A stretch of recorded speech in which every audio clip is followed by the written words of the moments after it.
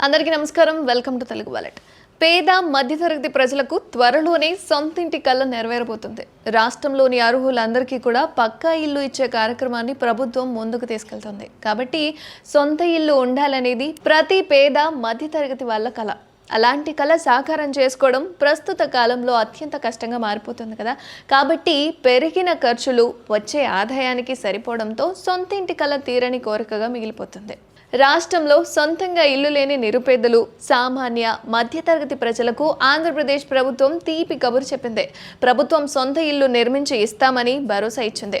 1-2 కాదు, మొత్తంగా 25 లక్షల పక్కా ఇల్లు నిర్మించి ఇస్తామని తెలిపింది.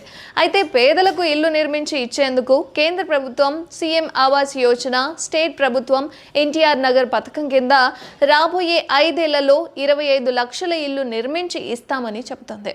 ఇప్పుడు అధికారంలో ఉన్న కూటమి ప్రభుత్వం ఇంతకు ముందు పాలన సాగించినప్పుడు పేదల కోసం టిట్కో ద్వారా కొన్ని ఇళ్లను నిర్మించింది. అయితే అవి పూర్తయిన తర్వాత అధికారం చేజారిపోవడంతో వాటిని అప్పటి లబ్ధిదారులకు అందజేయలేదు. ప్రస్తుతం పురోగతిలో ఉన్న 10 లక్షల ఇళ్లతో పాటు కొత్తగా మరో 16 లక్షల మందికి ఉచిత ఇళ్లను ఇచ్చేందుకు ఏపీ సర్కార్ కంకణం కట్టుకుందన్నమాట.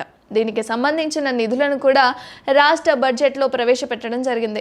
రాష్ట్రంలోని లబ్ధిదారులకు వీటిని త్వరలోనే విడుదల చేసి లబ్ధిదారులకు కేటాయించడం జరుగుతుందని మంత్రులు కూడా చెప్తున్నారు. అయితే రాష్ట్రంలోని 25 లక్షల మంది లబ్ధిదారులకు ఉచిత ఇళ్లను రాబోయే 5 ఏళ్లలో ఇవ్వడం జరుగుతుందని ప్రభుత్వం అయితే స్పష్టం చేసేసింది. ఇక అందుకు అనుగుణంగానే మొదటి ఏడాదిలో ఈ ప్రక్రియను మొదలుపెట్టి 25 లక్షల మందిలో కొత్త మందికి పక్కా ఇళ్లను ఇవ్వబోతోందన్నమాట.